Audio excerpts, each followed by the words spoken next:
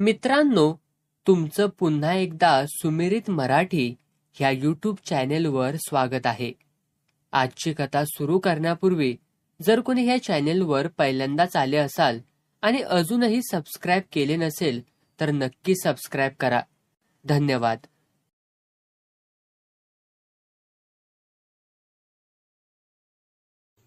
वनी विठोबाच्या लग्नाला 15वं वर्ष उलटलं आणि चमत्कार घडला. वनीला दिवस गेले. वाळलेल्या झाडाला पालवी फुटावी तसं विठोबाला वाटलं. त्याला खूप आनंद झाला.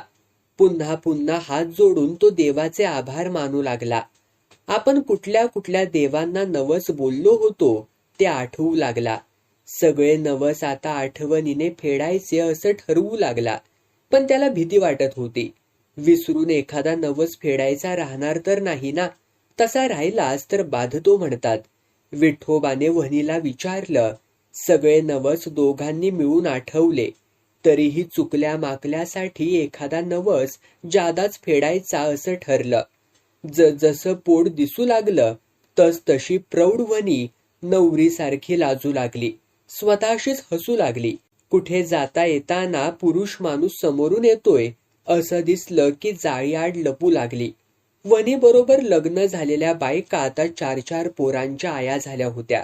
त्यांच्याकडे जाऊन वनी आपल्या मनातल्या शंका कुशंका विचारू लागली.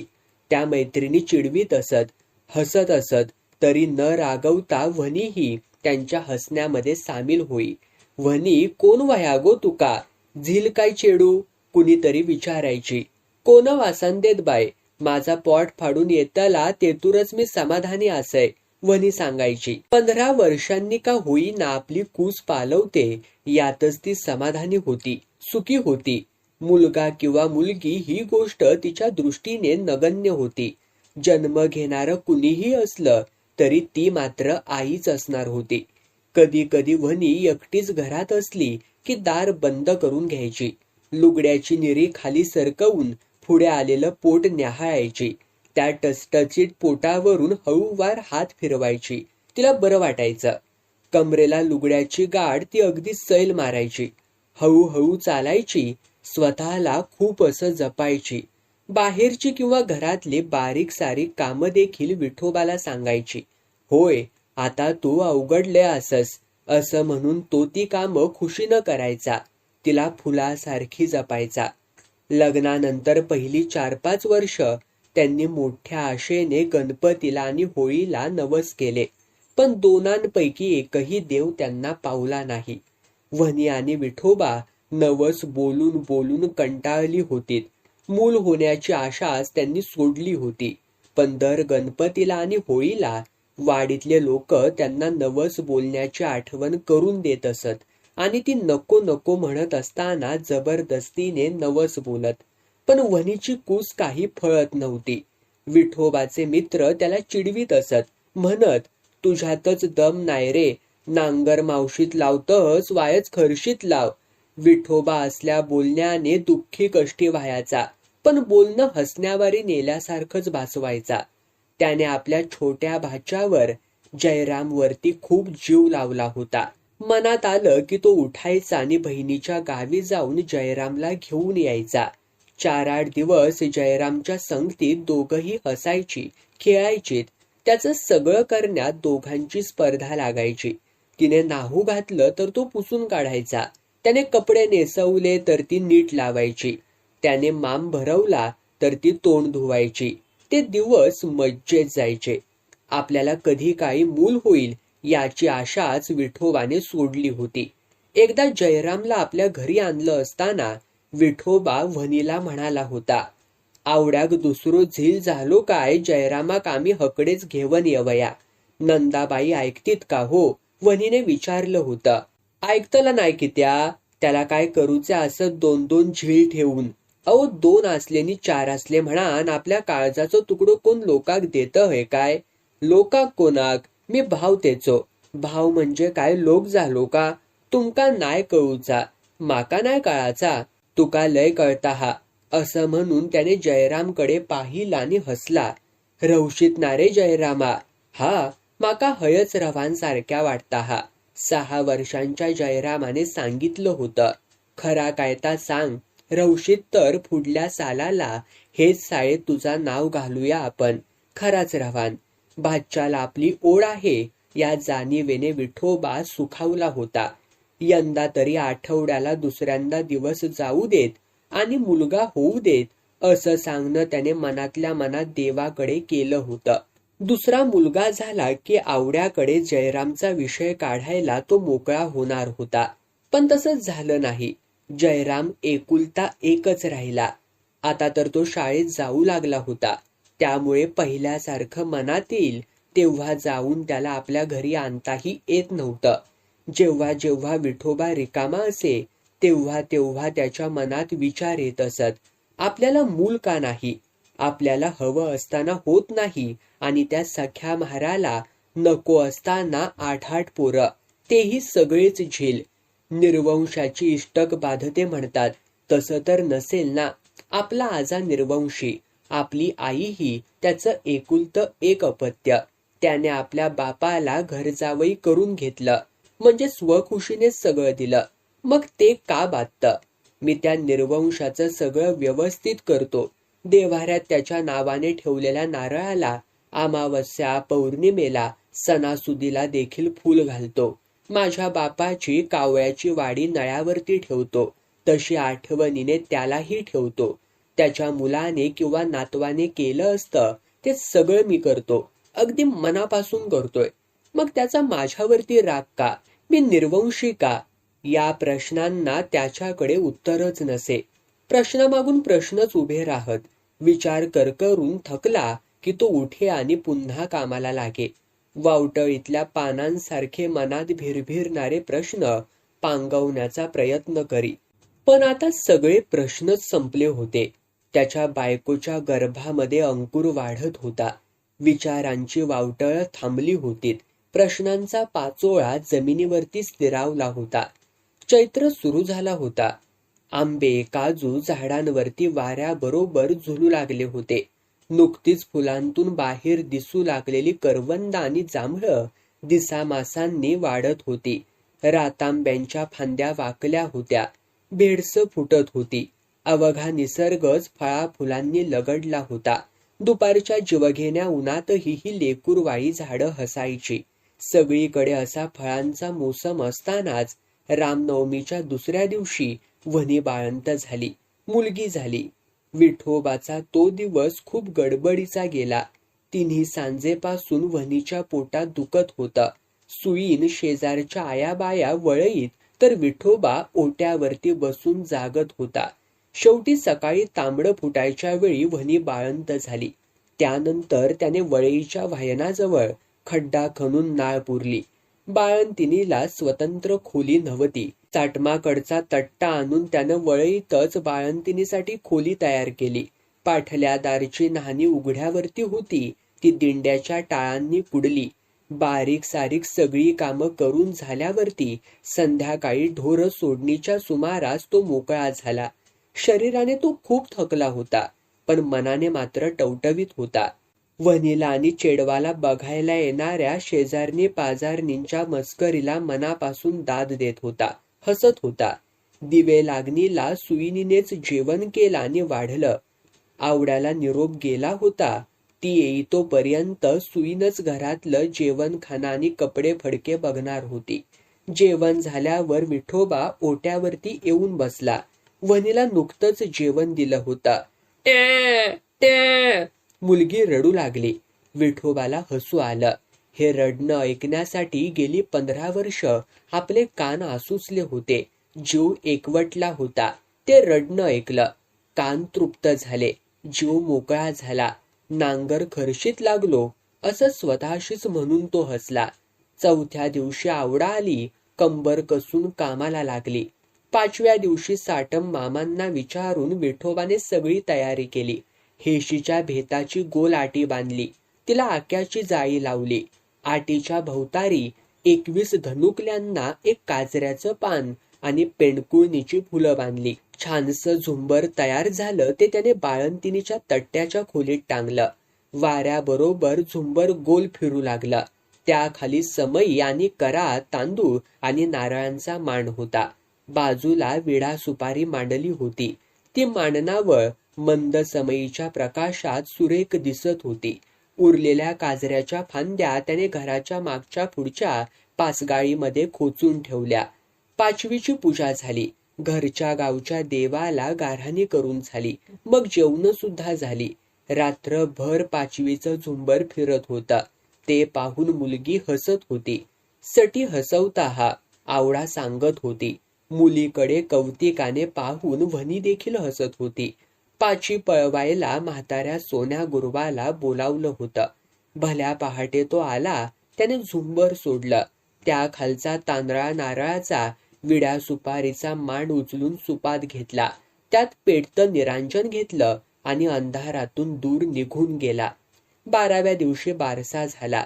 आवड्याने आपल्या भावाच्या पहिल्या वहिल्या मुलीचं नाव ठेवलं चंपा. बारशाला जयरामही आपल्या वडिलांबरोबर आला होता. तो आता मोठा झाला होता, 15 वर्षांचा.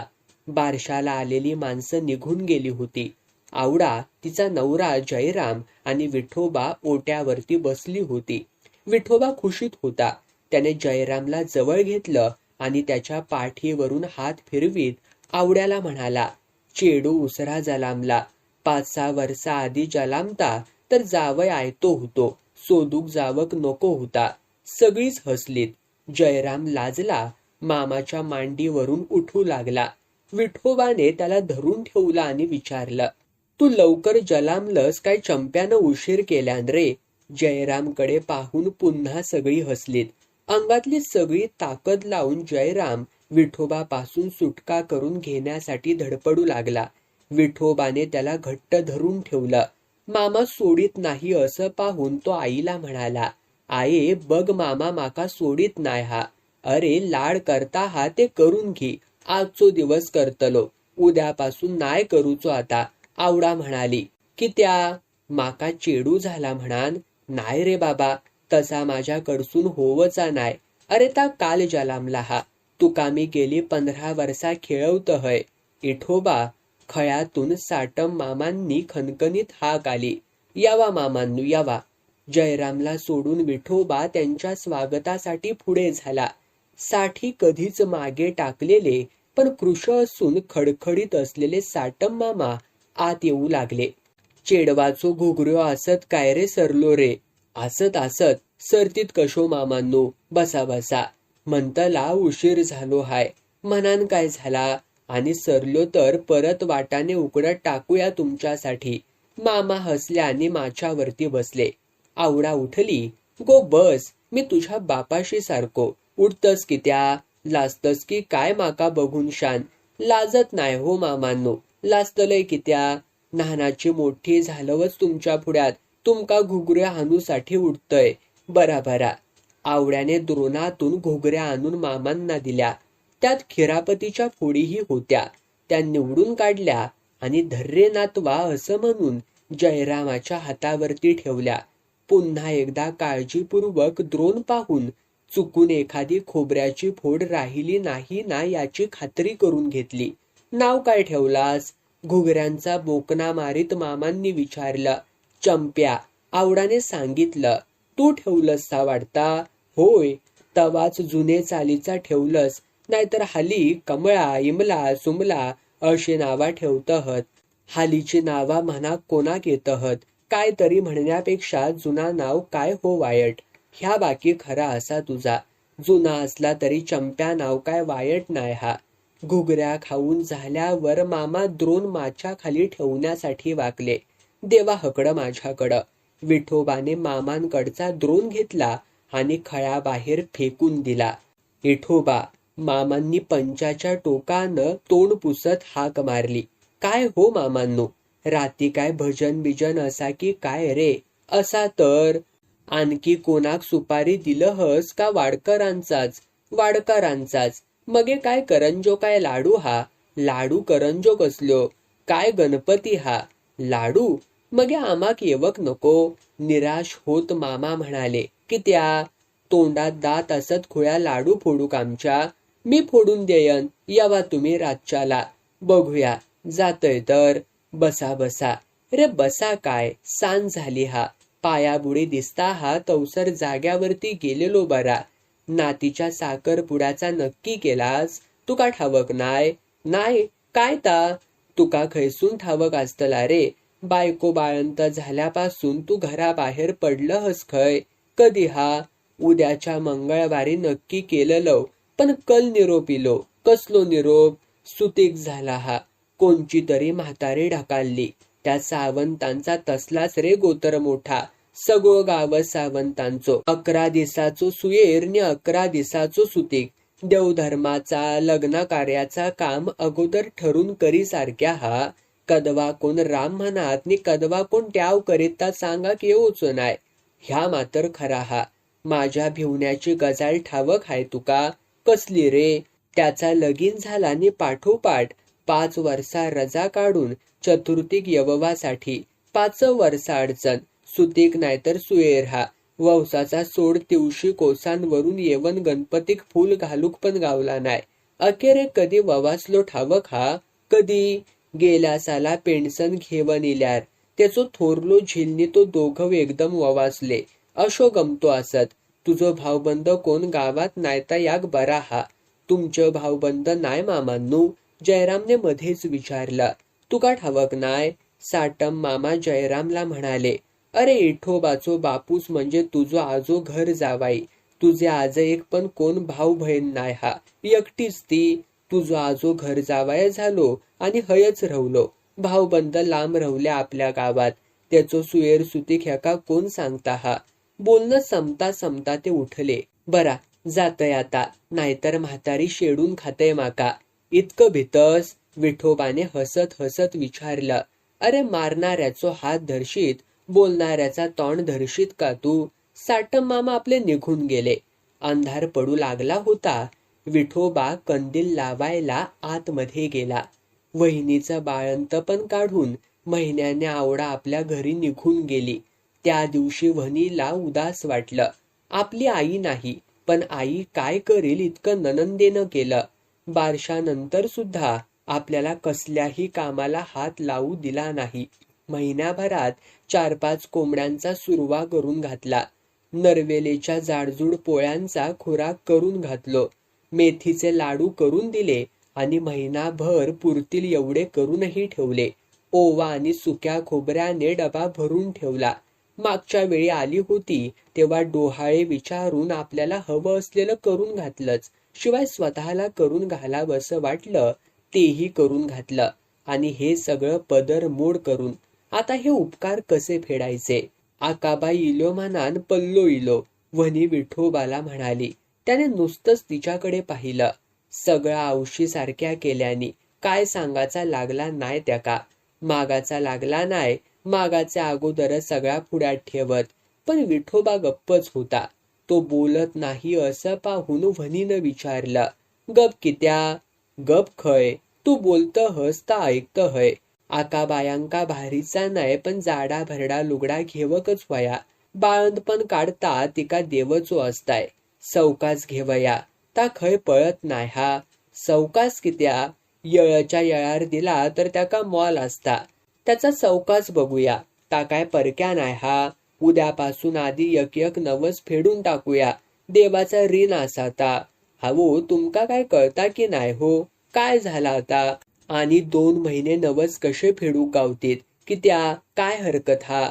बाळंतिनीक 3 महिन्यांचो सुयेर असता. 3 महिने माका देवाची पावंडी चढाक गावाची नाय असा हा न्हय. माझ्या लक्षातच नाय. म्हणान सांगतय आकाबायांका लुगडा घेवा.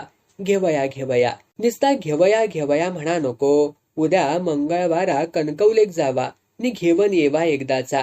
एकदा रवला तर रवलाच म्हणान. चंपाच्या आगमनाने घरातली उदासी पळून गेली. अवकाळात दूर झाली. घर आनंदाने भरून गेलं. ती दिसामासांनी वाढत होती. तिने बाळसं घेतलं. हुंकार देऊ लागली. आईला ओळखू लागली. ती दिसाताप गालांना खळ्या पाडून हसू लागली. उपडी परतू लागली. पुढे जाऊ लागली. हाताला मिळेल ते तोंडात घालू लागली. वनी 4-4दा घर झाडू लागली. तिने घाण केली की गवताच्या मुठीने काढून तेवढा भाग शेणाने सारवू लागली. ओट्यावरती वळईत अशी सारवलेली लहान लहान खळी दिसू लागली. हळूहळू चंपा बसू लागली, रांगू लागली. बाहेर जाईल पडेल म्हणून वनीची नजर तीक्ष्ण झाली. पहारा वाढला. चंपाला 10 महिने झाले नाहीत तोच ती उभी राहू लागली. भिंतीला धरून धरून चालू लागली. तिच्याशी खेळण्यात, तिचं कौतुक करण्यात वनीचा आणि विठोबाचा वेळ कसा निघून जाई ते कळत देखील नसे. विठोबा चंपाला खेळवत बसला होता. त्याचं लक्ष तिच्या कमरेतल्या दोऱ्याकडे गेलं. त्याने वनीला हाक मारली. काम टाकून वनी बाहेर आली. तुझं लक्ष हागो पोराकडे, करवादून विठोबाने विचारलं. की त्या काय झाला? ह्या बघ काय ता, कमरेतलो दोरो किती घट्ट झालो होतो. खुपलो बघ कसो पोराचो कमरेत. इतक्याच ना, तोडा तो आणि दुसरो बांधा. रामनवमी कधी गो? अजून महिनो 1.5 महिनो हा, अजून शिमगो पण इलो नाय. रामनिक चंप्या वर्षाचा होयत ना? होय. चंप्याचे कमरेत दोरो किती दिस बांधतहस? तर काय बांधा, चांदीची साखळी करूचो विचार हा. असा होय. कोणचा घर फोडूचो विचार हा तुमका? विठोबा हसला, म्हणाला, घर फोडूचो नाय, पण पाडूचो विचार हा. काय ता माका कळला नाय. आबा सुभेदार, त्याचा काय झाला? पेडसनीर इलो हा ना, ता माका ठावक हा, पण तो घर बांधता हा. मगे जुना घर पाडून तो त्याचाच नया घर बांधतलो. जुना घर पाडूचा कंत्राट आम्ही घेवायचा ठरवला हा. तुम्ही कोणी कोणी? आम्ही 5 जणांनी. मी भरडा वैलो जगलो, कानो मारुती, थकलो नि सोमा कासार. घर पाडून जमीन पाणथळ करून देऊची असत. कितक्याक ठरवलंस? अजून ठरवलाय नाय, पण चंप्याचे साखळेचे पैसे सुटतेत. करा करा, काय वायट नाय हा. नाहीतरी आताचा काय काम हा, बसान राहण्यापक्षी हा बरा म्हणायचो. गेले 8 दिवस काम चाललं होतं. आबा सुभेदाराच्या घराचं छप्पर उतरवून झालं होतं. कालपासून भिंती पाडायचं काम चाललं होतं. घर 50-60 वर्षांपूर्वीचं होतं. भिंती हातभर रुंद होत्या. भिंतीची माती चिऱ्यासारखी घट्ट झाली होती. खणताना काही वेळा तर पहार दगडावरती आपटल्यासारखी वाटे. अंदाज केल्यापेक्षा काम भारी होतं. ठरलेल्या मुदतीत काम पुरं होणं कठीण दिसत होतं. 5ही जण सकाळी दिसायला लागल्यापासून संध्याकाळी अंधार पडेतोपर्यंत काम करीत. प्रत्येकाने भिंती वाटून घेतल्या होत्या. वरून भिंत तोडीत तोडीत ते एक एक भिंत भुईसपाट करीत होते. पण ही पद्धत विठोबाला विनाकारण वेळ खाणारी वाटली. हातातल्या भिंतीचं काम झाल्यावर त्याने नवी भिंत वरून तोडीत न येता तळाशी तोडून आखी पाडायचं ठरवलं आणि काम सुरू केलं. दिवस केव्हाच मावळला होता. संधी प्रकाश अजून मागे रेंगाळत होता. आपली चूक विठोबाच्या लक्षात आली. त्याने पूर्वेच्या बाजूने भिंत पाडायला घेतली होती. त्यामुळे त्याच भिंतीचा आडोसा त्याला होत होता. रेंगाळणाऱ्या संधी प्रकाशाचा लाभ काही काळ मिळत नव्हता. उत्साहाच्या भरात त्याने या गोष्टीचा विचारच केला नव्हता. किंवा आपलं काम दिवसा उजेडी संपेल असं त्याला वाटलं असावं. काही झालं तरी आजच्या आज ही भिंत पाडून सगळ्यांना चकित करण्यासाठी त्याने आपल्या कामाचा वेग वाढवला. भान विसरला. पहार घुसत होती, टवके उडत होते. तोच मोठा असा आवाज झाला. भिंत पडली. त्यातच किंकाळी ऐकू आल्यासारखी वाटली आणि विरली, हवेत विरली. हातातल्या पहारी टाकून सगळेच जण भिंती जवळ आले. त्या प्रचंड भिंती खालून रक्ताचा पाट वाहत बाहेर पडला. भिंती खाली सापडून विठोबा ठार झाला होता. आरडाओरडा झाला.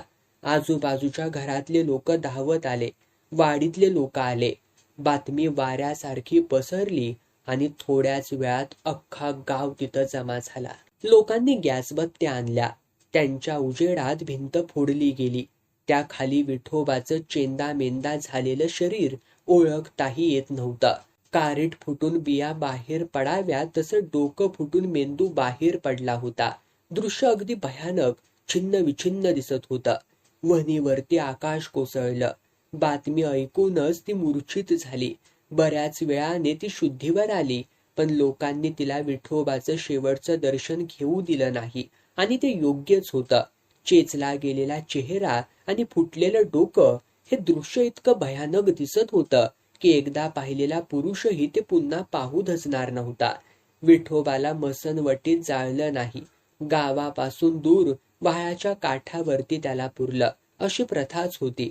माणूस अपघातात गेला किंवा खून झाला तर त्याला जाळीत नसत, पुरीत असत.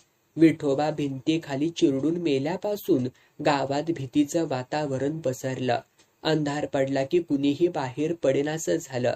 अंधारावरही भीतीची छाया पडून तो अधिक गडद झाला, भीतीदायक वाटू लागला. गावात कुजबूज सुरू झाली.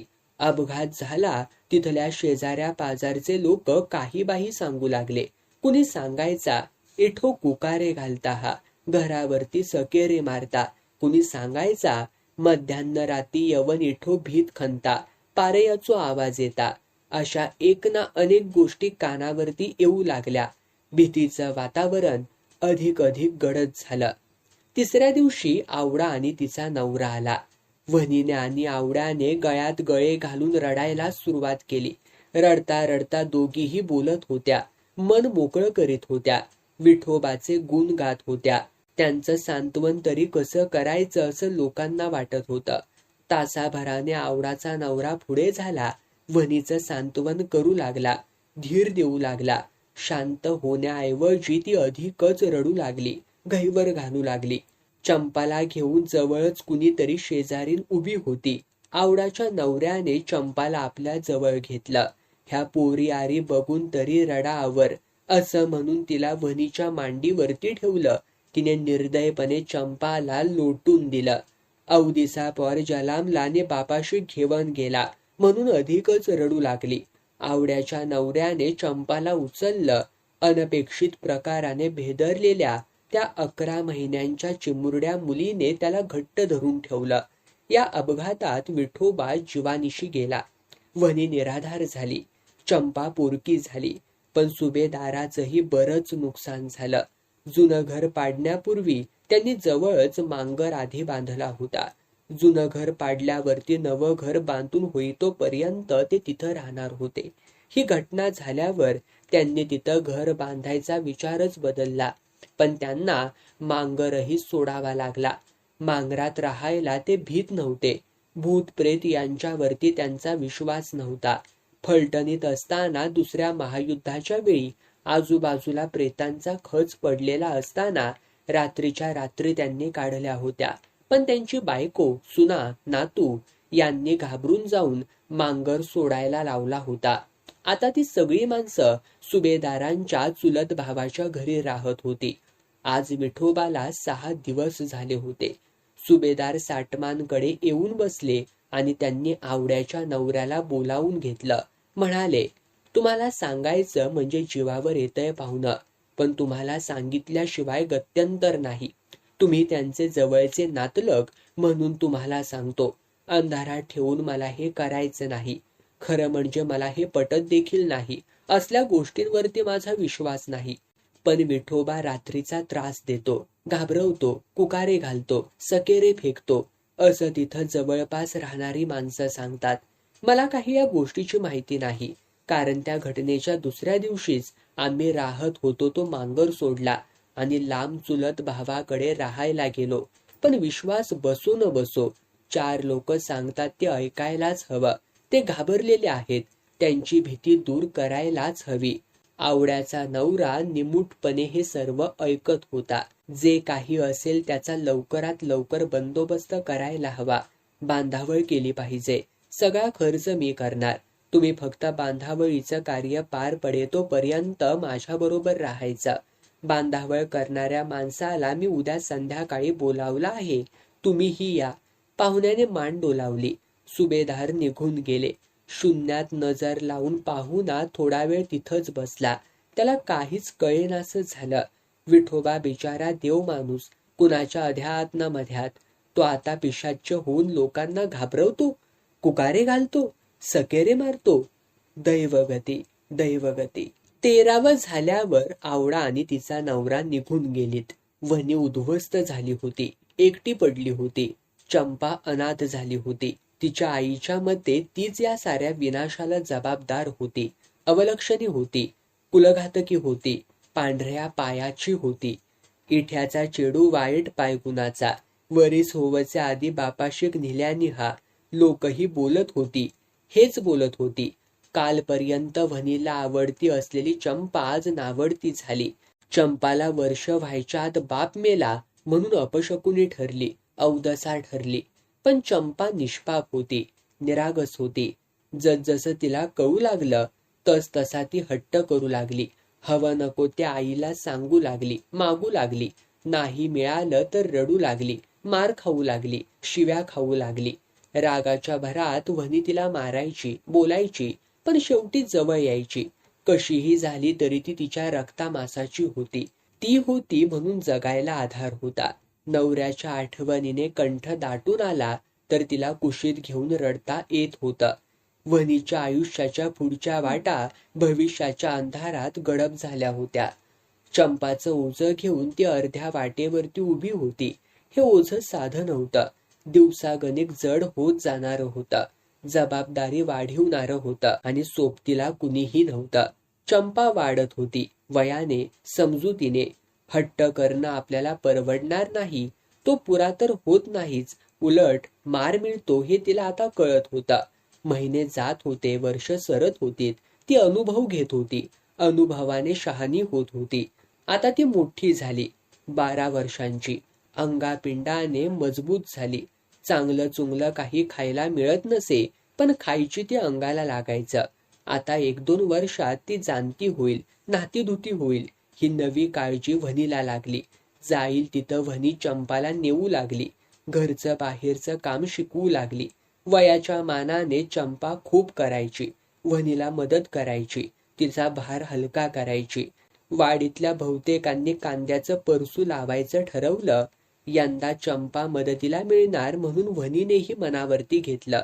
सगळ्यांबरोबर तिनेही कांद्याचं आव्हान आणलं. चांगलं 10 माग लावलं. मनासारखं पीक आलं तर वर्षाची बेगमी होणार होती. थोडेफार कांदे विकताही आले असते, त्यातून मिरगाचा मीठ मसाला आला असता. 1 दिवसाआड मायलेकी मिळून कांद्याचं परसू शिंपू लागल्या. कांद्यांनी मूळ धरलं, पाती तरारल्या, चांगल्या काळपट हिरव्या झाल्या, वाऱ्यावरती डुलू देखील लागल्या. आज अधिक परसू शिंपून झाल्यावर वनीला थकवा वाटू लागला. पाय उचलवेनात. ती चंपाला म्हणाली, माझ्यानं आज न जा हा, तुझ्यावरती हवं तितक्या शिपने घराकीये. वनी घरी गेली. आपल्यावरती एकटीवरती वनीने काम सोपावल्याचा चंपाला आनंद झाला. आपण मोठ्या झालो याची जाणीव झाली. तिने नेटाने उरलेलं परसू शिंपलं आणि घरी आली.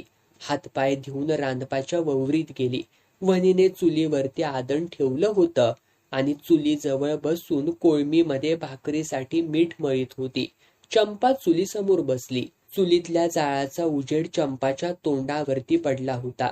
नुकतीच तोंड धुवून आल्यामुळे टवटवीत दिसत होती. नेहमीपेक्षा खूपच छान दिसत होती. क्षणभर वनी तिच्याकडे पाहतच राहिली. वनी आपल्याकडे पाहते हे कळल्यावरती चंपाने हसून तिच्याकडे पाहिलं आणि विचारलं, काय गे बघतस? काय नाही, सगळे माग शिंपलस? हा, शाबास. माका आज काय झाला ता 5 गळसांडले. पाऊल पुढेच पडना. 8-15 दिवसांनी असा कायता होता हा. अंगातला घोपानच नाहीसा झाल्यासारखा वाटता हा. कधी कधी कोंबो आरडापर्यंत नीज लागत नाही. त्याच्यामुळे असतला. आज वायच माझे टकलेर त्याल घालून गज. डोळं लागलो तर लागलो, गशीत ना. पण उत्तर आलं नाही. कणकेच्या गोळ्यावरती मुटका मारून तिने चंपाकडं पाहिलं. मोठा आवासून ती जांभही देत होती. लवणी येता गो. चंपाने मानेनेच होकार दिला. आज दमलं ह शिपान. तिनं सांजाचा निजा नको गो. वायच थांब. घासभर खा आणि मगेच निज. पण लयच लवणी येता हा. डोळ्याक पाणी लावणे जा.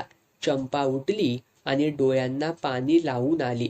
तोपर्यंत वनीने भाताची मडकी वायलावरती ठेवून चुलीवरती तवा ठेवला होता. सकाळी वनीने चंपाला भाकरी भाजून दिली आणि परसुवाकडे निघाली. कळशीने शिंपताना कधी कधी पाण्याची धार मोठी पडते. माग विस्कटतो. तो सारखा करायचा होता. त्यात काल बरचसं परसू चंपाने शिंपलं होतं. माग थोडेच जास्त विस्कटले असणार. लहान पोरांचं कसलं काम. पोरांच्या मळणीला भातही नाही आणि गवतही नाही हे तिला ठाऊक होतं. लांबूनच तिने परसुवाकडे पाहिलं. परसुवाचं बेळ तिला उघडं दिसलं. तिचं काळीच चरकलं. पोरांकल बेळा लावक नाही की काय म्हणायचा, असं म्हणत झप्पाझप पावलं उचलीत ती परसुवाजवळ आली आणि त्यातलं दृश्य पाहून डोक्यावरती हातच मारून घेतला. तिच्या डोळ्यांतून घळा पाणी आलं. शिंपून झालं की वनी रोज स्वतः परसुवाचं बेळ घट्ट लावायची. काल परसू शिंपून दंपलेली चंपा शिंपून झाल्यावरती परसुवातून बाहेर पडली. सवय नसल्यामुळे बेळ लावायचं विसरली. रात्री चुकार ढोरं परसुवात शिरली. त्यांनी कांद्याच्या पाती तर खाल्ल्याच, पण सगळीकडे फिरून सगळे माग तुडवून टाकले. रागाने दातोड चावीत वनी घरी परतली. चंपा मुलीच्या पुढे बसून भाकरी खात होती. तिथंच एका कोनाड्यात चुलीला लावण्यासाठी लाकडं आणून ठेवलेली होती. त्यातलंच एक वनीनं घेतलं आणि राण निस्ती खायच्या उपयोगाची, खैसून अवधीचा जन्मा केली हा, जलमल्याबरोबर बापाशीक नेल्यानी हा, आता माझी हाडा खाता हा, खय जातय था तळपाट करीत हा, असं बडबडत ती तिला मारू लागली. वनी आपल्याला का मारते ते चंपाला कळेच ना. ते विचारण्याची वेळही नव्हती. तिने वनीच्या तावडीतून आपली कशीबशी सुटका करून घेतली आणि बाहेर पळाली. पाठल्या दारच्या आंब्याखाली येऊन थांबली. तिच्या अचानक येण्याने आंब्याच्या पाळांवरती येणाऱ्या 2 चाण्या झरकन वर गेल्या आणि तोंड खाली करून शेपट्यांच्या झुपका उडवीत ओरडू लागल्या. चंपाने त्यांच्यावरती लहानसा दगड मारला आणि पळवून लावलं. त्याच्या ओरडण्याने वनीला आपला माग लागेल असं तिला वाटलं. चंपाने घराच्या दिशेने वाकून पाहिलं आणि वनी येत नसल्याची खात्री झाल्यावर खाली बसली. इतक्यात कानशिलावरून गळ्याखाली काहीतरी सरकत गेलं. ते तिने हात लावून पाहिलं. हात रक्ताने भरला. वनीने लाकूड मारलं होतं. तिथं तिने डोकं चाचपून पाहिलं. तिथूनच रक्त येत होतं. ती घाबरली नाही, ओरडली नाही. जिथून रक्त येत होतं ती जागा तिने हाताने दाबून धरली. तरीही रक्त कपड्यांवरती सांडलंच. कपडे भिजले. तिचे डोळे डबडबले. आवाज बाहेर फुटू न देता ती रडू लागली. आपल्याला आजी हवी होती असं तिला वाटलं. कुसम्याला आणि परब्याला त्यांच्या आईने मारलं की त्यांची आजी काढून घेते, पदराखाली लपवते, त्यांचे डोळे पुसते, वर अर्धी वाटी सुकं खोबरं आणि एवढा मोठा गुळाचा खडा देखील खायला देते. मला तसं कोणीही नाही. मारायला आई आहे, पण काढून घ्यायला आजी नाही. मला आजोबा नाहीत, वडील नाहीत. वनी जेव्हा तेव्हा म्हणते, माझ्या पायगुणाने वडील गेले. मी अवदसा आहे. अवदसा म्हणजे काय? माझ्यामुळे बाबा कसे गेले, कसे वारले, मला तर त्या आठवत देखील नाहीत. मी वाईट का आहे? मी वाईट आहे तर देवाने मला न्यायचं होतं की, बाबांना कशाला नेलं? माझ्यामुळे वनी दुःखी आहे. आज अचानक वनीने आपल्याला का मारलं? आपलं काय चुकलं? परसुवात जाताना तर वनी चांगली होती, चांगली गेली. मला भाकरी देऊन केसांवरून हात फिरवून गेली. मग परसुवातून तशीच परत आली आणि मला मारायला सुरुवात केली. काय झालं असेल?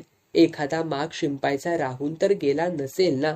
आणि राहिलाच तर त्यात मारण्यासारखं काय होतं? तिनेच तर झेपेल तेवढं शिंपायला सांगितलं होतं. मग काय झालं असेल? माग तर कोसळले नाहीत ना? तसंच असावं. लवकर शिंपून होण्यासाठी आपण कळशा आणून बदाबद ओतीत होतो, पण तेव्हा कसं आपल्या लक्षात आलं नाही.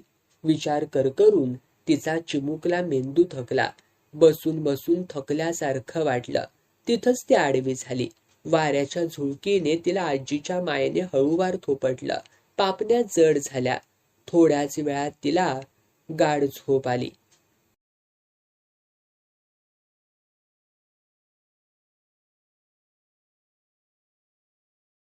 मित्रांनो, तुमचं पुन्हा एकदा सुमिरित मराठी ह्या यूट्यूब चॅनेलवर स्वागत आहे. आजची कथा सुरू करण्यापूर्वी जर कोणी ह्या चॅनेलवर पहिल्यांदाच आले असाल आणि अजूनही सबस्क्राईब केले नसेल तर नक्की सबस्क्राईब करा. धन्यवाद. आता वनीचा राग शांत झाला होता. दुपारी जेवणाची वेळ झाली तरी चंपा घरी परतली नव्हती. ती भुकेली असणार. भाकरी खात असतानाच आपण तिला मारलं. हातातली भाकरी टाकून ती पळाली होती. आता तिला भूक लागली असेल. ती भुकाळ आहे, त्यात वाढतं वय. वहिनीलाही भूक लागली होती, पण पोर अजून परतली नव्हती. ती खळ्यात आली. चंपाला हाका मारू लागली, पण तिची ओ येईना की कुणी आपल्या घरी आहे असंही सांगेना. शेजारी पाजारी जाऊन तिने चौकशी केली, पण कुणाच्याच घरी ती नव्हती. ती शोधायला निघाली. शोधित शोधित ती पाटल्या दारच्या आंब्याजवळ आली. चंपा तिथं झोपलेली पाहून पुढं झाली. रक्ताने भरलेले चंपाचे कपडे आणि हात पाहून ती घाबरली. तिने चंपाला हलवलं. चंपा जागी झाली, उठून बसली. ती सुक्षेम असलेली पाहून वहिनीला बरं वाटलं. चंपाला तिने जवळ घेतलं. तिच्या डोळ्यांतून आसवं टपकली. रगात कसा इला हा? वहिनीने विचारलं. तू मारलंस, ह्या बघ. चंपाने कपाळावरची खोक दाखवली. तिथं रक्त सुकलं होतं. केस सगळे चिकटून बसले होते. शिरारे पडो माझ्या हातार, इतक्या जोरान मारले मी तुका? वनी तिचे मुके घेऊ लागली, कुरवाळू लागली, आंजारू लागली, गोंजारू लागली. आये, कित्या मारलंस गे माका? हेचे पुढे नाय मारूचे. आज कित्या मारलंस? काय केलंय म्या? गो कल तू परसू वाचा बेळा लावक इसारलंस. कोणा रांडे मेल्याचे बैल भुतूर गेले नि कांद्याचो सत्यानाश करून टाकल्यानी असा. आपल्या हातून अक्षम्य चूक झाल्याचं तिच्या लक्षात आलं. अपराधी वाटून तिने विचारलं, सगळे कांदे खाल्ल्यानी? नुसतं पाती खाल्ल्यानी असतो तर काय नाही गो. खाल्यानी खाल्यानी भुतूर फिरले, गुडदाडून टाकल्यानी. नेहमी परसुवाची वाट लागली वाट. काय बोलावं ते चंपाला सुचेना. खाली मान घालून ती गप्प राहिली. चल मरान देता, आमचा नशीबच फुटक्या तेतूर कोण काय करतला. चल आधी हळदनी तुरटी लावया, भूक पण लागली असात ना रे तुका. पाठीवरती हात ठेवून वहिनी चंपाला घेऊन घरी आली. चंपाला वाटलं झालं ते बरं झालं. यापुढे वहिनी आपल्याला बोलायची नाही, ओरडायची नाही, मारायची देखील नाही. पण तसं झालं नाही. काही दिवस बरे गेले. मग वहिनीचं एरे माझ्या मागल्या सुरू झालं. राग आला की वहिनी चंपाला बोलायची आणि मारायची. वहिनीचा राग पचवीत, बोलणी ऐकत, मार खात चंपा वाढली, मोठी झाली. शरीरावरती वर्तुळ उमटली. त्याची लाज गालांवरती आली. ती वयात आली. तांब्या उपडा ठेवून कोपऱ्यात बसू लागली. वहिनीची काळजी वाढली, शिस्त कडक झाली. एक दिवस अचानक जयराम बायको आणि 2 मुलांना घेऊन आपल्या आजोळी आला. जयरामचा भरलेला संसार पाहून वहिनीला खूप आनंद झाला. हातपाय धुवून झाल्यावर जयराम बायको मुलांसह वहिनीच्या पाया पडू लागला. वहिनी मागे सरकली. पाया कसले पडतस? गे नमस्कार फुकाचो ने आशीर्वाद लाखाचो. माझो राणमुंडेचो कसलो आशीर्वाद बाबा. असं म्हणताना डाव्या हाताने तिने डोळ्याला पदर लावला आणि उजवा हात सगळ्यांच्या पाठीवरून फिरवला. आस्ते आस्ते तर सुनेकनी नातवांका बघून खय ठेवणी खय नको असा त्यांका झाला असता. तुझ्यावरती लय जीव होतो त्यांचो. बसा रे नातवानू, बसा. चंप्या कांबळा हतर पोरा, बसांदेत पोरग्यांका. दमानीले हत्ते. चंपाला हे सुचलंच नव्हतं. मंडळी आल्यापासून ती आपली जयरामच्या बायकोकडेच बघत होती. वहिनीने सांगताच तिने कांबळं अंथरलं आणि पुन्हा जयरामाच्या बायकोकडे बघत राहिली. तू सगळ्यांका घेवन इलस, लय बरा वाटला माका. वहिनी म्हणाली, आज 10-12 वर्षा मी तुका बोलवत हय. माझ्या लग्नाक नेहव केलंस तरी इलस नाय. थोरल्याच्या बारशाक बोलावलंय, इल नाही म्हटलला. तू येस नाही तर आपण तरी बायका पोरांका नेहवन दाखवूया म्हणून आणूया. माझो राग धरू नको रे लेकरा. तुका ठावक हा, ते गेल्यापासून मी गावाची यस वलांडले नाय. खय जायसा सारख्या वाटा नाय आणि यायसा सारखा वाटा नाय. आता काय हातपाय पण थकले. आता खय कसला जानानी येना. आता जातलय ता सामक्या मसनात. काय नकोता बोलत हस तू. बरा बाबा, नाय बोलत. बरी कसली हा सुमार कशी. म्हातारे वारल्यापासून ती सैरभैरच असता. थकली आता, पण अजून बाहेर भुतूर फिरता हा. भाऊजी का आता 3 वर्षा होतीत नाही रे. झाली कलच्या पुसान. होय नव. दिवस कसे कापरासारखे उडान जाता हा. वनीने काही क्षण जयरामच्या बायकोकडे पाहिल आणि विचारलं, बायको अशी काय झाली रे तुझी? नुसतं हाडाक गती लागलो. लय तरास पडतासो वाटता. तिचा तसलाच, पहिल्यापासूनच अशी. नाय, लग्नाच्या याळाक बरी होती जरा, पण पाठोपाठ 2 बाळंतपणा झाला नि ही अशी परिस्थिती झाली. सुधराकच मागत नाय. तेतूर दमोहा, अमवाशे पुनिर्वेचो पावतो हो. चंपा मघापासून हेच पाहत होती. मनातल्या मनात जयरामची आणि त्याच्या बायकोची तुलना करीत होती. जयराम मध्यम उंचीचा, पण दणकट बांध्याचा, आणि बायको त्याच्यापेक्षा ठेगणी आणि किडकिडीत होती. लुगडं नेसली होती म्हणून ठीक, घागरा पोलक्यात असती तर त्याची मुलगीच वाटली असती. दोन्ही मुलगे, एक 7 वर्षांचा आणि दुसरा 5 वर्षाचा. मात्र बापासारखेच धडधाकट होते. आईला शोभतच नव्हते. चंप्या, काय गे म्हणी? चंपाने विचारलं. जयरामच्या बायकोने जयवंतीने चमकून पाहिलं. वनीच्या ते लक्षात आलं. ती हसली, म्हणाली, ता माका वनीच हुंता लहानापासून. सगळी माका वनी म्हणतात ना, त्यांचा ऐकान ह्या पण हुनाक लागला. लहानपणी त्याची जीभ लय जाड होती. 1.5-2 वर्षांनी बोलाक लागला. पण माका आये म्हणा कोणी शिकवल्याने नाय. शिकवणारो अगोदरच देवाधर्मात गेलो होतो ना. तिने पदराने डोळे टिपले आणि चंप्याला म्हणाली, जा चेडू जा, घरात पाणी नसतला. वत 4 घागरे हाणून. जातय जातय. चंपा आत गेली. घागरींची दूड घेऊन बाहेर आली. थांबा, थांबाजी मी येतय, जयवंती उठत म्हणाली. तू खय जातस पाहुणी, बस. वनी जयवंतीच्या हाताला धरून खाली बसवीत म्हणाली, बाव बघून येतय. बाईत काय बघूचा हा, बाई सारखी बाव, लांब हा. जातय जातय, चलाजी. जयवंती चंपा बरोबर निघाली. चंपाला खूप आनंद झाला होता. आज घर गजबजलं होतं. त्यांच्याकडे कुणीच पाहुणा कधी येत नसे. जयराम तेवढा वर्षातून 2-3दा येऊन जायचा, पण एकटाच. यावेळी तो सगळ्यांना घेऊन आला होता. ही सगळी 2 दिवस राहतील तर बरं, असं तिला वाटत होतं. बाव लय लांब असा कायजी? चंपा जवळची एक घागर घेत जयवंतीने विचारलं. नाय, ती सुरुंग दिसली का? हा हा, तिच्या बुडीच हा. मगे सासूबाई काय सांगा होत्यो? लांब हा म्हणान. वगीच ती. रोज तुम्हीच पाणी भरतास? हा. आपल्याशी कुणीतरी आदरानं बोलतय, जी म्हणतय, मोठेपणा देतय, यातच चंपा सुखावली होती. आजीबाई होऊन जयवंतीला आजूबाजूच्या घरांची, माणसांची आणि देवस्थानांची माहिती सांगत होती. दोघींनी मिळून विहिरीवरती 4 खेपा घातल्या. त्या 4 खेपांत चंपाने आपल्या घराबद्दल, वाडीबद्दल, गावाबद्दल जे जे तिला ठाऊक होतं ते सगळं सांगितलं. तासाभरातल्या सहवासात आपल्या वयातलं अंतर विसरून त्या एकमेकींच्या जोडीदारणी झाल्या. 2 दिवस पाहुणचार घेऊन जयराम आपल्या बायको मुलांना घेऊन निघून गेला. 2 दिवस घरात किलबिलाट होता, गडबड होती, बडबड होती. हसणं होतं, रडणं होतं, चिडणं होतं, चिडवणं होतं, थट्टा मस्करी करणं होतं. चांगलं चुंगलं शिजत होतं, भाजत होतं. घरात जिवंतपणा आला होता. चैतन्य पसरलं होतं. घराची रयाच बदलली होती. गेल्या 15-16 वर्षांत गेले 2 दिवस या घरी घरपण राहायला आलं होतं. आज पाहुणी जायला बाहेर पडली तेव्हा घरपणही निघालं. त्यांच्या मागोमाग निघून गेलं. वळापर्यंत पाहुण्यांना पोचवून वनी आणि चंपा घरी परतल्या. घराच्या दारा खिडक्यांना उदासपणाची तोरणं टांगलेली होती. त्यांच्याने आत जाववेनाच.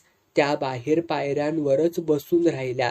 काल याच वेळी दामू आणि रमा ही जयरामची मुलं या खळ्यात कुदत होती, ओरडत होती. ए पोरांनो, निवांत खेळा नाहीतर हय येवन बसा. जयराम त्यांच्यावरती करवादला होता. खेळान देत रे त्यांका, पोरगेच ते, खेळल्या कुदल्याशिवाय रवतीत का? वनी म्हणाली होती. आज ते दोघही आपल्या आई बाबा बरोबर गेले होते. वनीच्या सारवलेल्या खळ्यात त्यांनी कोळशाने काढलेल्या वेड्या वाकड्या रेघा आणि चित्रही अजून तशीच होती. तीही केविलवाणी वाटत होती, उदास वाटत होती. चंपा आणि वनी त्या चित्रांकडे पाहत होत्या. वनी, गे वनी. कातरवेळी कान्या परबाची हाक आली. काय ओ भाऊजींनू, यवा. बसण्यासाठी कांबळ्याची घडी टाकीत वणी म्हणाली. कान्या बसला. भाऊजींनू वायच बसा हा, बत्ती लावून हाणतय. 3 सांज झाली ना. वनी बत्ती आणायला आत गेली. कितीही महत्वाचं काम असलं तरी ती तिन्ही सांजेला बाहेर काळोख पडण्यापूर्वी बत्ती लावून वळईच्या उंबऱ्यावरती ठेवायची. ओट्यावरती आणि वळईत दोन्ही ठिकाणी उजेड व्हायचा. विठोबा गेल्यापासून म्हणजे गेली 17-18 वर्ष ती हा नियम काटेकोरपणे पाळत होती. तिन्ही सांजे बरोबर घरात दिवा लागला नाही तर विठोबा चिडायचा. म्हणायचा, तिन्ही सांजा देव घरात दिसलो काय लक्ष्मी येता नि अंधार दिसलो काय अवदिसा येता हा. त्या दिवशीही तिन्ही सांजेला दिवा लावायची आठवण तिला होती. पण चंपाला पाळण्यात निजवून जेवण करण्याच्या धांदलीत आठवण करूनही ती विसरली आणि बाहेर चांगलाच काळोख पडल्यावर जेव्हा ती बत्ती घेऊन बाहेर आली तेव्हा त्याच वेळी रामाकासार विठोबाच्या मृत्यूची भयानक बातमी घेऊन आला होता. वनीने बत्ती आणून उंबऱ्यावरती ठेवली. तिन्ही सांजे कसे इलास असोच असेच यवसाच नाय. चंप्या खय गेला हा, चुलीकडे हा, पीठ मळता हा, कित्या त्याका आता एकटा दुकटा खय धाडू नको. कित्या ओ काय झाला भाऊजीनो. काहीतरी विपरीत घडलं असावं असं वाटून तिनं विचारलं. काय झाला नाही गे, पण होवं नये म्हणान सांगतय म्या. काय झाला तर सांगा की हो भाऊजींनो. रांडेचे पाय मोडून ठेवतय. बसान झाला तरी पोशीन, पण भलता सलता माका पटूचो नाय. गे म्हणी काही एक जावक नाय. वगेच भियातैस कित्या. तुमका काय समजावल्याशिवाय तुम्ही 3 सांजेचे सांगा किलास. गे खराच काय जावक नाय. रामे सरा शपथ. चंप्याचा पाऊल वाकडा पडूच नाय. मी मुद्दाम कित्या इलय ठावक हा. कित्या भाऊ सावताचो झिल मौनो मुंबईसून इलो हा ठावक हा ना तुका. होय होय ठावक हा. मुंबईक नोकरेक होतो. थय काय भानगड केल्यान म्हणान त्याका नोकरेतसून काढून टाकल्यानी हा. तो आता जीव घालूक इकडे इलो हा. इल्यापासून दारू खावन पेवत असता. त्याचा काय, त्याची नजार बरी नाय. असा होय. दोपारी चंप्या शेळकुंडाला गेला ना. होय. मौन्यात त्याका बघल्यानी शिट्टो मारूक लागलो. बोलावूक लागलो. चंप्यान त्याका बघल्यानी धावत सुटला. खराच की काय मनान तुका सौचित करू केलंय. अरे परमेश्वरा, काय यक घोर ह्यो मागो.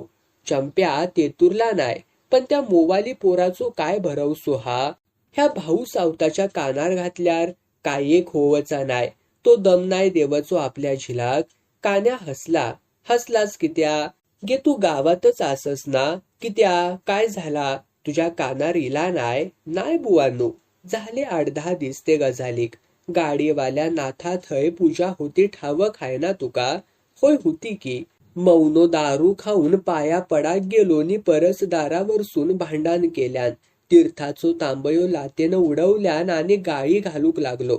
इतक्यात भाऊ सावंत पाया पडाक थईलो. ननान सगळ्या सांगल्या बरोबर भाऊ भडकलो आणि मौन्याक मारूक धावलो. पण तो रेडो म्हाताऱ्या भाऊक आवरता हा. त्यांना बापाशीचो हात पिळवटून ठेवल्यानी नि या कानपटात दिल्यानी 4 चौघांसमोर. 4-5 दिस भाऊचो कानच सुजललो. मग आता त्याका आवरणार कसो. त्याका कोण आवरतलो. आपले अब्रू कापून सांभाळूकच व्हया. बरा जातय मी. बसा तंबाखू हाणतय. नको आत्ताच थुकान टाकलंय. जातय. मगे पायाबुडी दिसाचो नाय. बरा. कान्या परब निघून गेला. हळूहळू काळोख हात दिसेनासा झाला. त्याच काळोखातून चिंतेचा एक किडा तरंगत आला आणि वनीच्या डोक्यात जाऊन बसला. सगळं काही व्यवस्थित चाललं असताना हा मौन्यामध्येच कसा उपटला आणि चंपाच्याच मागे का लागला. गावात दुसऱ्या मुली नाहीत का. कितीतरी आहेत. चंपापेक्षा देखण्या आहेत. मग मेल्याची हिच्यावरच वाकडी नजर का. ती गरीब आहे म्हणून. तिचा बाप नाही म्हणून. तिला भाऊबंद नाहीत म्हणून. रामनवमीला चंपाला 18 संपेल. हिच्या बरोबरीच्या मुलींचं लग्न झालीत.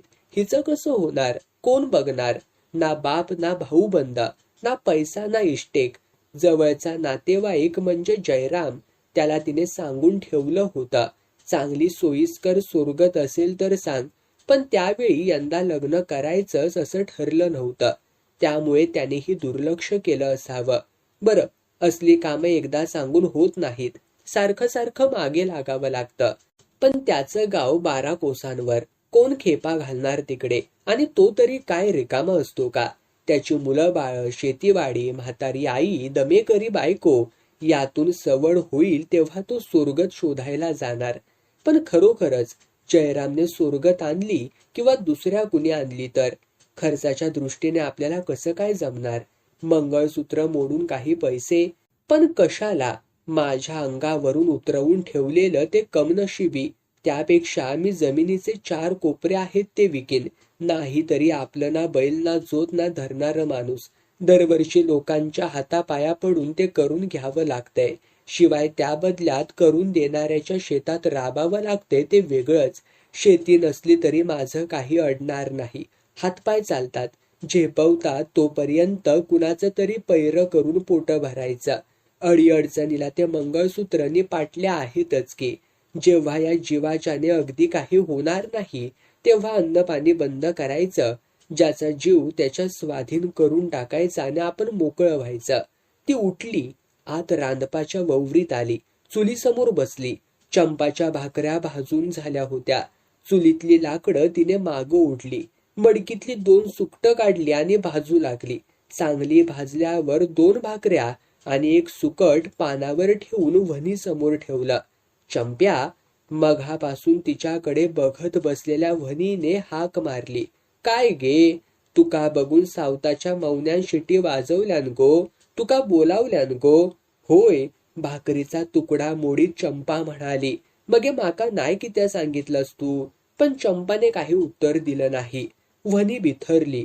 त्याचं असं वागणं हिला आवडलं की काय अशी शंकाच तिला आली.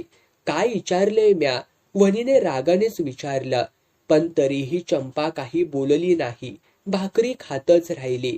काय तू पण भाळलंस त्याच्यावर? भाळण्यासारख्या हा काय त्याच्याकडे? दारू खावतो. मगे माका सांगतलंच नाही की त्या? तुझ्या जीवाक घोर नको म्हणा नाही सांगवा. खरा सांगतास? खरा तर काय खोटा हा? त्याका बघल्याबरोबर मी पळत घरा केलंय. वनीची समजूत पटली. ती काही बोललीच नाही. 2 घास खाल्ले, वर पाणी प्यायले आणि म्हणाली, आता राना माळार एकटा जावं नको. जयरामाक सांगान ठेवलं हय. तो खय तरी बघीत सोरगत. तुका रूप हा, लक्षान हा, कोणव पास करीत. बऱ्याशा घरात पडशीत. गायरेतले किडे गायरेतच रवत नाय. वनीच्या मनात कसलीच आशा नव्हती. पण ती चंपाच्या मनात आशा उत्पन्न करीत होती. न जाणू नैराश्याच्या भरात ती मौन्याबरोबर गेलीच तर. मध्यान्नीचा सूर्य ढळला होता. तरीही उल्हास मारीत होते.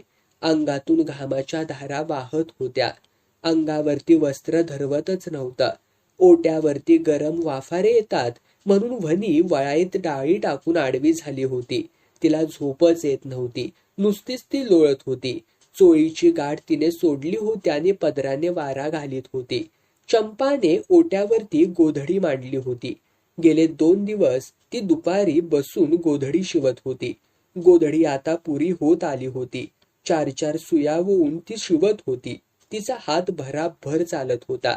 गोधडीच्या टाक्यांचा आतला चौकोन लहान लहान होत होता. गोधडीच्या मधोमध लावण्यासाठी एक गुलाबी कापडाचा वर्तुळाकार तुकडा तिने सकाळीच कापून ठेवला होता. तो तुकडा लावून गोधडी संपवण्याची वेळ आली तशी खोरणातला तुकडा घेण्यासाठी ती उठली. कपडा घेऊन गोधडीवरती बसणार इतक्यात त्यांच्या घराच्या परसुवाचा आखाडा ओलांडून मौन्या आत येताना दिसला. ती घाबरली. झटक्यासरशी सुयांसकट गोधडी खळवटून धावत आत गेली. वणीला म्हणाली, वणी, वणी उठ, तो येता हा. कोणता? तो वसू, वसू मौनो. खय हा? असं म्हणत वणी चटकन उठली. चोळीची गाठ मारू लागली. तोच खळ्यातून हाक आली, वणी गे वणी. वणी बाहेर आली. तोपर्यंत मौन्या ओट्यावरती येऊन बसला होता. त्याने वणीकडं पाहिला आणि हसला. त्याचे तांबारलेले डोळे, विस्कटलेले केस, वाढलेली दाढी आणि स्थिर न धरता येणारी त्याची मान पाहून ती क्षणभर घाबरली. उगाच दारात तंटा नको म्हणून तिने गोडी गुलाबीने त्याच्याशी बोलून त्याला घालवायचं ठरवलं आणि विचारलं, खय गेलो चाकरमानी? तुझ्या घरी आलो आणि खय गेलो म्हणून विचारतेस? बरा बरा. वणी, काय? चंप्या कुठे गेली हा? वणीचं काळीच धडधडू लागलं. चंप्या? चंप्या आता चिरगुटा घेव कुंबळूक गेला वाळावर. असो, होय. तोंड वाकडं करीत वणी म्हणाली, खरं म्हणजे हिथं येऊन त्याने चंपाबद्दल विचारावं हे वहिनीला अजिबात आवडलं नव्हतं. तुला काय करायचं आहे चंपाच्या उठाठेवी असं खडसावून विचारावं असं तिला वाटत होतं. पण तो दारू पिऊन आलेला होता. दारात तमाशा नको म्हणून ती त्याच्याशी शांतपणे बोलत होती. वनी चंप्याचं लगीन नाही करीत. वनी दचकली, पण लगेच सावरून कपाळाला आठ्या पाडत म्हणाली, इतक्यात नाही म्हणजे लगीन काय असाच होता? हुंडो देवक पैसो नको? हुंडा कोण मागतोय? नाही कसो, आजकाल हुंड्याशिवाय लग्न होतत. नको हुंडा बिंडा, काय बी नको. तुझ्या बघण्यात खय असा स्वर्गत? वनीने मुद्दामूनच विचारलं. काय? तोंडातून लोंबणारी लाळेची तार डाव्या हाताने पुसून तो हात शर्टाला पुसत मौन्याने किंचाळल्यासारख्या आवाजात विचारलं. तुझ्या बघण्यात खय असा काय विचारलंय? बहिऱ्याला ओरडून सांगावं तसं वनीनं सांगितलं. बघण्यात कशाला? मी हाय ना. हुंडा बिंडा काय नको आम्हाला. काय तू कुठून हुंडा देणार? तू फक्त चंप्याला उभी कर. काय? पण इतक्यात नाही करूचा त्याचा लगीन. मग कधी करणार? हा? आणि 2 वर्षा तरी नाही. 2 वर्षा माझा काय भरवसा हाय? मर्शी तर लय बरा, वनी मनातल्या मनात म्हणाली. माझा भरवसा नाही. मी केव्हा पण मुंबईला जायन. कधी जातलस? कंपनीचा लेटर येईल तेव्हा. ते काय कधी बी येईल. नोकरी सुटली ना रे तुझी? छा, सुटली नाही, डिसमिस केला. केस चालू हाय. केस? हा, मग युनियन काय गप्प बसते काय? त्यांनी कोर्टात केस टाकली. ती जितली की मला लेटर येईल, मग मी जाणार. चंप्या, गो चंप्या. शेजारच्या बेबल्याची हाक आली. काय गो बेबल्या? वनीने विचारलं. चंप्या उंबळूक येता हा? ता गेला गो. गेला? कदवा गेला? वय ताकाय तुझे पुढे चालता हा? असा काय ता? माका सांगल्यान एकदम जावया म्हणान. घेबल्याला पाठीतून कपडे घेऊन जाताना मौन्याने पाहिलं. ती त्याच्या भावकीतलीच होती. त्याने हाक मारली. बेबल्या? बेबल्याने वळून पाहिलं आणि विचारलं. तू आज किरिस्तावांची घरा सोडून हकड कसो? तिकडे जाऊन आलो. ताज म्हटला फेरी चुकात तरी कशी? तू कपडे धुवायला चालली? होय, कित्या? चंप्याला पाठवून दे. अर्जंट काम आहे म्हणून सांग. चंप्याकडे तुझा रे कसला काम? ते तुला कशाला पाहिजे? तू आपला निरोप सांग ना. मी नाही सांगायचंय. बेबल्या तरा निघून गेली. वनी, सांग काय ता? मी जातो. जा, तिलाच विचारतो. काय? वह्यावरती जातो आणि तिलाच विचारतो. 2 वर्ष. तू काहीतरी सांगते. माझा काय भरवसा नाही. लेटर केव्हा पण येईल. काय? असं बडबडत तो निघून गेला. चंपा बाहेर आली. गेलो वसू? तिने वनीकडे पाहिलं. वनी दूर कुठेतरी पाहत होती. उठता उठता ती म्हणाली, आता ही पिढा काय म्हणान पाठी लागली आमचे. ओट्यावरच्या 2 खुंट्यांवरती आडवी ठेवलेली काठी घेऊन नाईलाजाने भाऊ सावंत बाहेर निघाले. मोहन त्यांचा एकुलता एक मुलगा. त्याच्याकडून त्यांच्या खूप अपेक्षा होत्या. वडिलोपार्जित शेतीवाडी भरपूर असली तरी मोहनने शेतीत राबावं अशी त्यांची इच्छा नव्हती. त्यांचा चुलत भाऊ रघु, त्याचे 2 मुलगे मुंबईला होते. चांगल्या ठिकाणी नोकरीला होते. दर मे महिन्यात ते आपल्या मुलाबाळांना घेऊन गावी यायचे. रघुचे चाकरमानी मुलगे, त्यांच्या झुळझुळीत कपड्यांतल्या बायका, गोरी गोमटी मुलं याचे विलक्षण आकर्षण भाऊंना होतं. आपल्या मोहनलाही आपण मुंबईला पाठवावं, शिकवावं. तो चांगल्या नोकरीला लागेल, तिकडचीच बायको करील. त्याचीही मुलं रघुच्या नातवंडांसारखी गोड गोजिरी दिसतील असं त्यांना वाटायचं. मोहन फायनल झाल्यावरती भाऊंनी त्याला आपल्या मेहुण्याकडे मुंबईला पाठवलं. तिकडे त्याचं पुढचं शिक्षण सुरू झालं. उन्हाळ्याच्या सुट्टीत मोहन गावी यायचा. त्याचा उजळलेला रंग, नीटनेटके आणि स्वच्छ कपडे, त्याची बोलण्यातली सफाई, त्याचा धीटपणा हे सारं पाहून भाऊंना खूप आनंद व्हायचा. रघुचो थोरलो यंदा इलो काय त्याका सांगान ठेवक भया. मोवन मॅट्रिक झालो काय त्याका तुझ्यासारखी बरीशी नोकरी लाव म्हणान. भाऊ आपल्या बायकोला म्हणाले. खय? मुंबईत? तिने विचारलं. होय होय मुंबईत. नको? कित्या? एकचे एक पोर. त्याका 7 समुद्रा पल्याडी ठेवलास. तेतूर काय झाला? आपलो आपल्या डोळ्यांसमोर असलोलो बरो. थय काय लोकाकडे हा काय आपल्या मामाकडेच असाना. होय, पण त्याचा लिना झाला काय तुम्ही आपले त्याका हकडच बोलवा. हकडे काय हा जो धरोकनी ढोरा राखाक. भाऊंनी जरा रागानच विचारलं. तुम्ही नाही ढोरा राखलास, जो धरलास, म्हणान त्यांना पण ताच करूक होया. तर एवढं मोठं संसार तुमचे पाठी कोण बघतला हा. पुढचा पुढे कसा तुम्ही त्याका हकडं बोलवा. हकडे बोलावूसाठी त्याचं मुंबईत धाडलंय, शिकाक ठेवलंय. तो शिकलेलो पोर ह्या चिखलात हात भरीत. चिखलात हात भरू कोण सांगता हा. तर शिकलेलो सावरलेलो हा मास्तरकी करीत. कसली मास्तरकी हा काय तेतूर. धनगरनी मास्तर सारखेच. धनगर शेरडा हंबरता आणि मास्तर पोरा हंबरता इतक्याच काय ते. मुंबई ती मुंबई. तो मुंबई कासलो काय तुमका का पण बघू गावता. ते रघुचे पोर बघ. 2-3 वर्षांनी आवशी बापाशीक मुंबई घेवन जातात. माका हौस नाही मुंबईची. तुम्हीच बघा मुंबई. मगे बरा येशीत बोंबील बटाटे खावक. 8वी-9वी मोहन पास झाला पण 10वीत गाडं अडलं. 10वीत 2दा नापास झाल्यावर त्याचं शिक्षणातलं लक्षच उडालं. तो नोकरी लायक झाल्यावर त्याच्या मामांनी त्याला नोकरीला लावलं. तिथं तो युनियनमध्ये शिरला. रात्री अपरात्री उशिरा घरी परतू लागला.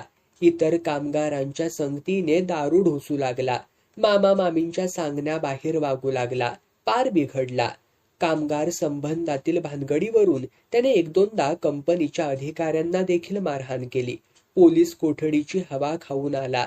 व्यवस्थापनाने त्याच्यावरती डोळा ठेवला व एकदा दारू पिऊन कामावर आल्याबद्दल व फोरमनला धमकी दिल्याबद्दल त्याला बडतर्फ केलं. मामा त्याच्या वागणुकीने फार कंटाळला. त्याने त्याला घराबाहेर काढलं. दुसऱ्या कुणी त्याला थारा दिला नाही. तो गावी आला. हिथं येऊन त्याला आता 1.25 वर्ष झालं होतं. सकाळ संध्याकाळ तो दारू पी आणि गावात भटकत राही. आई वडिलांना दम देऊन प्रसंगी हात उगारून दारूसाठी पैसे घेई. बापाला न विचारता सवरता न जुमानता घरातलं धान्य किंवा रानातली झाडं विकून किरिस्तावांची दारूची उधारी फोडून टाकी. भाऊ त्याच्या या वागणुकीला कंटाळले होते. छळवादाला वैतागले होते. गेलं वर्षभर तो इथं राहत होता. पण कुठल्या मुलीकडे त्याने वाईट नजरेने पाहिलं नव्हतं. पण 2 महिन्यांपूर्वी त्याच्या बरोबरच्या 2 मुलांची लग्न झाली तेव्हापासून तो पूर्ण बदलला. त्याची नजर बदलली. चंपा त्याच्या नजरेत भरली आणि तिच्या मागे तो लागला. काल तर्र होऊन तो घरी गेला. तोल सावरता सावरत नव्हता. पण कसा बसा उभा राहायचा प्रयत्न करीत भाऊंना म्हणाला, भाऊंनो. भाऊ माच्यावरती बसले होते. आज त्याने आपल्याला हाक मारावी त्याचं त्यांना आश्चर्य वाटलं. ते काही बोलले नाहीत. फक्त एकदा त्याच्याकडे पाहिलं. ऐकायला येत नाही कान फुटले का तुमचे? आये सांगते. काय सांगता? भाऊंनी विचारलं. पांडू, दत्तू आणि मी एकाच वर्गातले. हा मगे त्यांची लग्न झाली हा. ठावक हा. मग माझं कधी? बसल्या बसल्या भाऊंनी तिरस्काराने त्याच्याकडं पाहिलं आणि म्हणाले, कोण देत तुका पोर? कोणाक जड झाला हा? आणि जड झाला हा तर बाईत ढकलतील. पण तुका देवचो नाय. तुझे गुण धड हत का? गुण? काय झाला? मी काय चोरी केली की खून केला हा? सांज सकाळ दारेन तोंड धुतसता. दारू काय मीच पितो? बाकी कोण पित नाही का? तो पांडू दत्तू पित नाही? अशी तुझ्यासारखी? उगीच पिरपीर नाही पाहिजे आपणाला. माझा लगीन करणार की नाही ते बोला. नाही, भाऊ ठामपणाने म्हणाले. लोकांची पोरा काय वाटर पडली हत? वहिनीला विचारा. चंप्या पसंत हाय मला. तू सगळ्यांका पसंत करशीत रे, पण तू का कोण करीत? वहिनीला विचारायला सांगितलं ना, मग विचारा की. तुझे गुण सुधारल्याशिवाय मी कोणाकडे विचारूक जावंच नाही. यंदा माझा लगीन झालाच पाहिजे. लवकर झाला पाहिजे. माझा लेटर आला की मी जाणार आहे. लेटर पाठवतले. पालखी पण पाठवतीत. वाट बघा. असं बोलून भाऊ उठले आणि ववरीत जाऊ लागले. भाऊंनो, भाऊंनो. भाऊंनी रागाने त्याच्याकडं पाहिलं. दारू सोडायला सांगताना सोडीन, पण आधी लगीन तर ठरवा. वहिनीला विचारा. उद्या तुम्ही वहिनीला विचारून नाही आले तर मी तुम्हाला घरातच घेणार नाही. भाऊ कुस्त्रीतपणे हसले आणि ओवरीत गेले. आराम खुर्चीत पडल्या पडल्या विचार करू लागले. तो सांगतो त्याच्याप्रमाणे खरंच दारू सोडेल का? कदाचित सोडील सुद्धा, पण कशावरून सोडेल? सोडणारच आहे तर अगोदरच का नाही सोडेत? लग्न ठरण्याचा आणि दारू सोडण्याचा काय तो संबंध आहे? प्रत्येक दारुडा दारू सोडणार असंच म्हणत असतो आणि तरीही पितच असतोय की. मग त्याच्या बोलण्यावरती कसला विश्वास ठेवायचा? तो बोलत होता ते काय शुद्धीत बोलत होता? लग्न झाल्यावर तो कदाचित सुधारेलही, कुणी सांगावं? वनीला विचारायला काय हरकत आहे? तिला वाटलं तर ती होकार देईल. आपण थोडीच तिला जबरदस्ती करणार आहोत. रात्री त्यांचा हा विचार पक्का झाला आणि आता ते वनीच्या घरी निघाले होते. मनात म्हणत होते, मोहन रघुच्या पोरांसारखा व्यवस्थित राहिला असता तर आज स्वतः होऊन मुलींचे बाप आपल्या घरी आले असते. पण आज आपल्याला मुलीच्या घरी जावं लागतं आहे. अशा घरी की जे घर आपल्या तोला मोलाचंही नाही. असं असून सुद्धा तिथून होकार येईल की नाही याची शंकाच आहे.